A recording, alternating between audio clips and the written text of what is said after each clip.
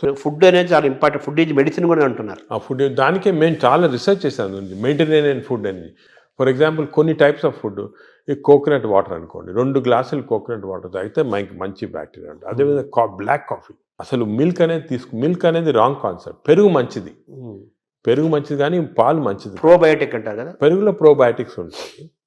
Probiotics general, పాలు మంచిది కాదు. ఎందుకంటే మనం వేరే స్పీసీస్ పాలు తాగుతున్నాం. మదర్ మిల్క్ మంచిది బేబీకి. అవును, 6 months అయిన తర్వాత వేరే స్పీసీస్ పాలు మంచిది కాదు.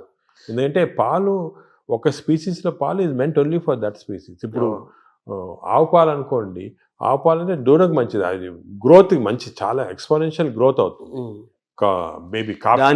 కాఫీ మంచిది కానీ వేరే మనం తాగటం మంచిది. అంటే మన వాళ్ళు ఆయుర్వేదం కూడా మనం సెకండ్ మాట్లాడుకుంటే వాళ్ళు ఏమంటారంటే ఆవు నెయ్యి, ఆవు పాలు, ఆవు ద్వారా వచ్చేదంతా కూడా మనకు మంచిది, బ్రెయిన్. ఆవు పాలు కాదు, ఆవు గీ పర్వాలేదు కానీ ఆవు పాలు మనకి కర్డ్స్ ఫామ్లో అటువంటి ఫామ్లో మంచిగా. యాక్చువల్ మిల్క్ తీసుకుంటే దట్ ఆవు పాలు మెంట్ ఓన్లీ ఫర్ కాఫ్, అంటే వాళ్ళ పిల్లలకి అంతే. మనం వేరే స్పీసీస్ పాలు దాటం కరెక్ట్ కాదు, అది నేచర్ అగెయిన్స్ట్. అది అంటే మనుషులు వాళ్ళు తీసుకోవాలి, మనుషులంటే అంతే, exact same species, that is nature.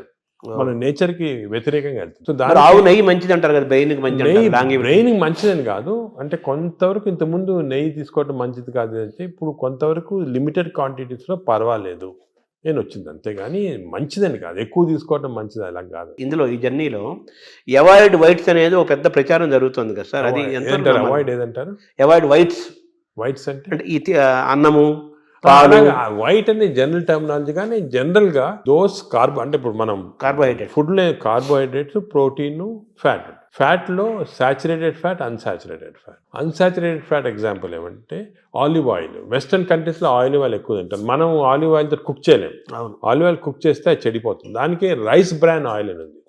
Rice bran oil is equal to olive oil. దీనికి అన్సాచురేటెడ్ ఫ్యాటీ యాసిడ్ ఎక్కువ. Saturated fatty acids are hydrogenated fats ఏమంటే వనస్పతి, కొంతవరకు గీ, అవి మంచిది కాదు. కొంతవరకు మన కౌ గీ అంటే ఆవుది వచ్చిన గీ కొంతవరకు పర్వాలేదు, ఎక్కువ మంచిది కాదు. అది ఫ్యాట్స్ పార్ట్. సో ఎక్కువ అన్సాచురేటెడ్ ఫ్యాటీ యాసిడ్స్ అవి మంచిది. హైడ్రోజనేటెడ్ ఫ్యాటీ యాసిడ్స్ వనస్పతి లాంటిది అవి మంచిది కాదు. నా సెకండ్ ఏమంటే కమింగ్ టు కార్బోహైడ్రేట్స్లో సింపుల్ కార్బోహైడ్రేట్స్, కాంప్లెక్స్ కార్బోహైడ్రేట్స్ ఉంటాయి. సింపుల్ కార్బోహైడ్రేట్స్ అంటే ఏమి, రైసు ఇటువంటివి. ఏమంటే ఈ సింపుల్, దీంట్లో ఎక్కువ ఫైబర్ ఉండదు, మనం తింటే గ్లూకోజ్ ఇమ్మీడియట్గా బాడీలో అబ్జర్వ్ అయిపోయి మంచిది కాదు. లోపల బ్యాక్టీరియా కూడా అవి కూడా లేజీ అయిపోతాయి, ఎక్కువ పని లేదు దానికి. రైస్ ఇచ్చామనుకోండి, గ్లూకోజ్ తీసి బాడీకి పంపించేది. వేరే సేమ్ కాంప్లెక్స్ కార్బోహైడ్రేట్స్ మిల్లెట్స్ ఉంటాయి. ఎగ్జాంపుల్ మిల్లెట్స్ అనుకోండి, దాంట్లో చాలా ఫైబర్ ఉంటుంది, గ్లూకోజ్ ఆ ఫైబర్ మధ్యలో ఉంటుంది. దాన్ని ఎక్స్ట్రాక్ట్ చేయాలంటే అంత ఈజీ కాదు, బ్యాక్టీరియా కూడా కొంచెం పనిచేయాలి దానికి. ఒకప్పుడు మనం రాగులు, ఆరికలు, రాగులు కానీ మంచిది, ఈ సొరగము అవన్నీ కూడా అంటే మిల్లెట్స్ ఆర్ వెరీ గుడ్. ఇవి మనం రియలైజింగ్ నౌ, ఎక్కువ మిల్లెట్స్ తింటే మంచిది అది. సో దీస్ కార్బోహైడ్రేట్స్లో మిల్లెట్స్ ఎక్కువ కాన్సెప్ట్ చేసేసి ఎస్పెషల్లీ పాలిష్డ్ రైస్ అవాయిడ్ చేయాలి. అంటే మామూలుగా అన్నము కంపారిటివ్గా అన్నం తింటే తొందరగా అరుగుతుంది, ఈజీ డైజెస్టివ్ అనే మనకి ఈజీ డైజెషన్ మనకు మంచిది కాదు. మనకి ఈజీ డైజెషన్ అంటే పేషెంట్స్కి, బాగా వీక్ ఉన్న వాళ్ళకి అవసరం, కానీ మనకి normal human being complex digestion మంచిది. ఎందుకంటే కాంప్లెక్స్ డైజెషన్లో ఫైబర్, దీన్ని గ్లైసిమిక్ ఇండెక్స్ అంటారు, ఒక టర్మినాలజీ పబ్లిక్ కూడా తెలియాలి. గ్లైసిమిక్ ఇండెక్స్ అంటే ఏమంటే మన ఆహారం తిన్నామంటే మన బ్లడ్ షుగర్ లెవెల్ ఎంత ఇంక్రీజ్ అవుతుంది. So glycemic index of food ఎక్కువ ఉంది అంటే డైజెషన్ కావచ్చు, కానీ ఆ గ్లైసిమిక్ ఇండెక్స్ ఎక్కువ కావటం వల్ల గ్లూకోజ్ ఎక్కువే మంచిది కాదు బాడీకి. సో రైస్కి, షుగర్కి మ్యాక్సిమం గ్లైసిమిక్ ఇండెక్స్, ఎందుకంటే షుగర్ తినడానికి ఇమీడియట్ గ్లూకోజ్ ఎక్కువ అవుతుంది, రైస్ తినడానికి కొంతవరకు అవుతుంది. కానీ కాంప్లెక్స్ కార్బోహైడ్రేట్స్ మిల్లెట్స్ అయితే గ్లైసిమిక్ ఇండెక్స్ తక్కువ.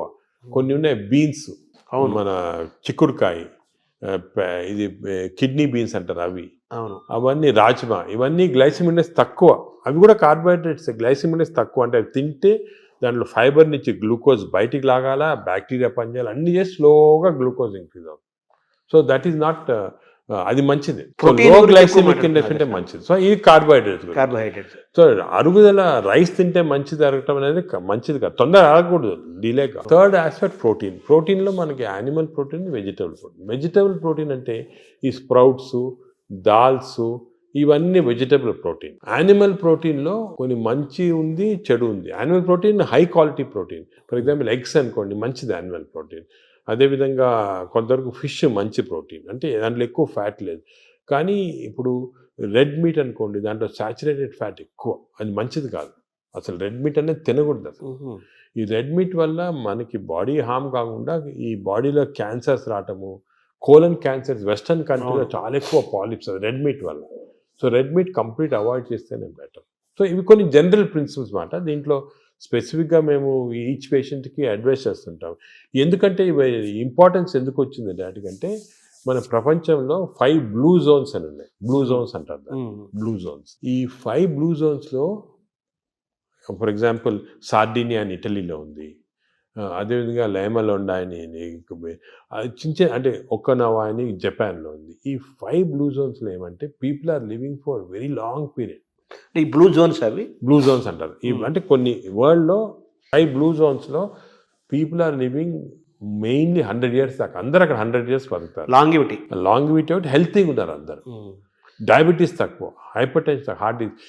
ఎందుకు అని చాలామంది రీసెర్చ్ చేసి చూస్తే మెయిన్గా వాళ్ళ 2 diet habits, second physical activity. They are all very active physically. 100 years అయినా కూడా వాడు వాక్స్కి వెళ్తుంటారు, ఇది చేస్తారు, గార్డెనింగ్ చేస్తారు, సైకిల్తో కూడా వెళ్ళిపోతారు. మెంటలీ బాగా యాక్టివ్ ఉంటారు. డయట్ వాళ్ళది మెడిటరేనియన్ డయట్ అని ఎక్కువ తింటారు. ఇది మెడిటరేనియన్ అంటే olive oil, nuts, vegetables, fresh fruits, fish. Food and యాక్టివిటీసే మెయిన్. ఫుడ్ ఇటువంటి ఫుడ్ అంటే మన బాడీకి ఎక్కువ స్ట్రెయిన్ లేకుండా మంచి ఫుడ్. ఇవి మేము యాక్చువల్లీ మా దాంట్లో రీసెర్చ్ చేసి ఇటువంటి ఫుడ్ ఆలివ్ ఆయిల్ మనం తినలేము. దెన్ ఇవి కన్వర్టెడ్ ఇటు ఇండో మెడిటరేనియన్ డయట్. మా వెబ్సైట్లో దొరుకుతుంది, మీకు 400 రెసిపీస్ ఉన్నాయి. అంటే మెడిటరేనియన్ దోశ ఎలా చేయాలా, మెడిటరేనియన్ ఇడ్లీ ఎలా ఉంటుంది, వేరేగా ఉంటుంది మన దాంట్లో. మన ఇడ్లీ అనుకోండి రిఫైన్డ్ కార్బోహైడ్రేట్, అది తింటే గ్లూకోజ్ తక్కువ ఇంక్రీజ్, మంచిది కాదు. మెడిటరేనియన్ ఇడ్లీ తింటే అలా కాదు, స్లోగా డైజెస్ట్ అయ్యి బాడీకి మంచిది. సో ఏమంటే అంటే మామూలుగా అందరికి ఉన్న నోషన్ ఏంటంటే తొందరగా అరిగేది మంచి ఫుడ్ అని, తర్వాత మన బాడీ చాలా బాగా పనిచేస్తుంది అని ఫీలింగ్లో ఉంటారు. తప్పు. అదే నా వాంట్ వినండి, అసలు అరుగుదల స్లోగా అరిగేది మంచిది. Body has to work for digestion. బాడీలో స్లోగా గ్లూకోజ్ రావాలా. పేషెంట్స్కే మనకి వి వాంట్ క్విక్ డైజెషన్ ఉంటుంది, మన నార్మల్ పీపుల్కి అది మంచిది కాదు. సార్, ఈ ప్రోటీన్ గురించి మీరు చెప్పారు కదా, ఫిష్, ఎగ్స్ ఇవి చెప్పారు.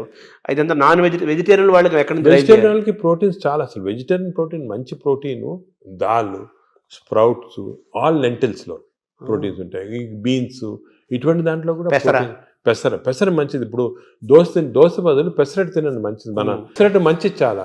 మీరు ఒక 2 రోజులు దోశలు, ఇడ్లీలు ఆపేసి పెసరట్టు తినండి, మంచిది చాలా. పెసరట్టు మన ట్రెడిషనల్గా చూడండి, పెసరట్టు, కోకోనట్ చట్నీ, సాంబారు, అల్లం పచ్చి, ఇవన్నీ మంచి, అసలు హెల్తీ. అలా తిన్నాం అనుకోండి మనకి మంచి హెల్త్కి మంచిది. సో ఈ western breakfast, toast, butter, egg అన్న బదులు ఇవి మంచి మాట. అంటే మామూలుగా ఈ ప్రపంచం పెద్దది, ఒక్కొక్క ప్రాంతంలో ఒక రకమైన శీతోష్ణ స్థితి, అంటే చలి శీతోష్ణ పరిస్థితుల్లో ఒక్కో ప్రాంతానికి ఒక్కో రకంగా ఉంటాయి, జీన్స్ ఒక్కో రకంగా ఉంటాయి. దీన్ని స్టడీ చేసి కొన్ని 100,000 సంవత్సరాల క్రితమే ఆయా ప్రాంతాలకి ఈ ఆహారం మన వాళ్ళు డిసైడ్ చేశారు. 100 ఏళ్ల నుంచి మనం అవే ఫాలో అవుతున్నాము కదా. ఇప్పుడు ఇది మారడం లేదు. నేను అనేది ఏమంటే, మనం ఏ ప్రాంతంలో ఉన్నామంటే ఆ ప్రాంతము భోజనం, ఫుడ్స్ అడాప్ట్ చేయడం మంచిది. అవును, మీరు చెప్పాను కదా, ఫర్ ఎగ్జాంపుల్ పెసరట్టు మన దాంట్లో, అలాగా చాలా చిక్కుడుకాయతో చేస్తారు, లాల్తో చేస్తారు, సాంబారు, ఇటువంటివన్నీ హెల్తీ ఫుడ్స్. ఇవి మనము అదే కంటిన్యూ చేయాలి. బట్ ఏమంటే కొత్తగా వెస్టర్నైజ్ ఫుడ్స్, ఇప్పుడు ఇడ్లీ కూడా మనకి వేరే టైప్స్లో చేయొచ్చు. పురాణాలు వేరే, మామూలుగా ప్యూర్ ఇడ్లీ వచ్చింది అనుకోండి, కంప్లీట్ డైజెస్టెడ్, అవన్నీ మోడర్న్. ఇది అది ఆవిరికూడు అనేవాళ్ళము. అలాగే ఇప్పుడు మనము ఆపం తీసుకోండి, ఆపం కూడా బాగా స్టీమ్డ్, అది మంచి ఇది. అది కేరళ వాడు ఎక్కువ తింటారు, అది తింటారు మన దగ్గర కూడా. సో ఇటువంటివన్నీ ఒరిజినల్ డైట్స్ అని మనం ఫాలో అయ్యి, ఈ కొత్త అడిషన్స్ వచ్చాయి చూడండి, అవి మంచిది కాదు. మన ఏ రీజన్లో ఉంటే ఆ ఆహారం తింటాం. కేరళ అనుకోండి, కేరళ వాళ్ళు తిన్న ఆహారం అది మంచిది లోకల్గా. వాళ్ళకి ఎక్కడ గ్రో అయిన ఆహారం తింటే అది చాలా మంచిది. మన వెస్టర్నైజ్ డైట్స్ వచ్చి చాలా ఇచ్చేస్తుంది. ఈ వెస్టర్నైజ్ డైట్స్ కూడా మన డైట్స్కి అడాప్ట్ చేసుకోవాలి. అవి తింటే కూడా మనం ప్యూర్ వెస్టర్నైజ్డ్ మెడిటరేనియన్ డైట్ మనం తినలేము. మన దానికి అడాప్ట్ చేసుకొని తింటే మనకి మంచిది. మన దోశలు వాళ్ళు తింటున్నారు, వాళ్ళ బర్గర్లు పిజ్జాలు మనం తింటున్నాం. అదే మిస్టేక్. ఇప్పుడు మామూలుగా నేను విన్నాను, ఎవరో చెప్పగా విన్నాను, ఈ బ్యాక్టీరియా మైక్రోబయోమ్ ఇంపార్టెంట్ అని చెప్పారు కదా మీరు. ఈ క్రమంలో అసలు మన బ్యాక్టీరియా ఆల్మోస్ట్ మనం కోల్పోయి యూరోపియన్ బ్యాక్టీరియా వచ్చేసింది అంటున్నారు మనలోకి. అది కరెక్ట్. అంటే స్లోగా ఈ వెస్టర్నైజేషన్ వల్ల మనకి మంచి బ్యాక్టీరియా ఉంది, అది పోయి బ్యాడ్ బ్యాక్టీరియా వచ్చి ఓవర్టేక్ చేస్తూ ఉంది. సో మనం ఇప్పుడు అగైన్ దీని గురించి కూడా మేము చాలా రీసెర్చ్ చేస్తున్నాము. We are studying bacteria in different people in different places. మన కుంభమేళా జరిగింది, దాంట్లో చాలా బ్యాక్టీరియా స్టడీస్ చేసాము. అలాగే వీఆర్ డన్ మంచి రిజల్ట్స్ పబ్లిష్ చేస్తున్నాం. ఇప్పుడు నేను ప్రకారం మన బ్యాక్టీరియా, మన న్యాచురల్ బ్యాక్టీరియా, మన దేశంలో ఉన్న బ్యాక్టీరియా, మన ప్రాంతాల్లో ఉన్న మంచి బ్యాక్టీరియా అవి ప్రిజర్వ్ చేసుకోవాలి.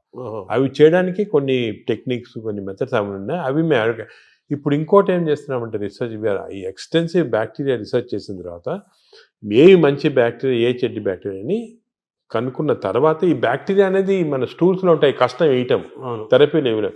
So we are desiccating it and producing what is called capsules. అంటే ట్యాబ్లెట్స్, మన ఈ మామూలుగా యాంటీబయాటిక్స్ ఇటువంటి ట్యాబ్లెట్స్ బదులు ఈ డెసికేటెడ్ స్టూల్ క్యాప్సూల్సే ట్యాబ్లెట్స్ లాగా ఇస్తుంది.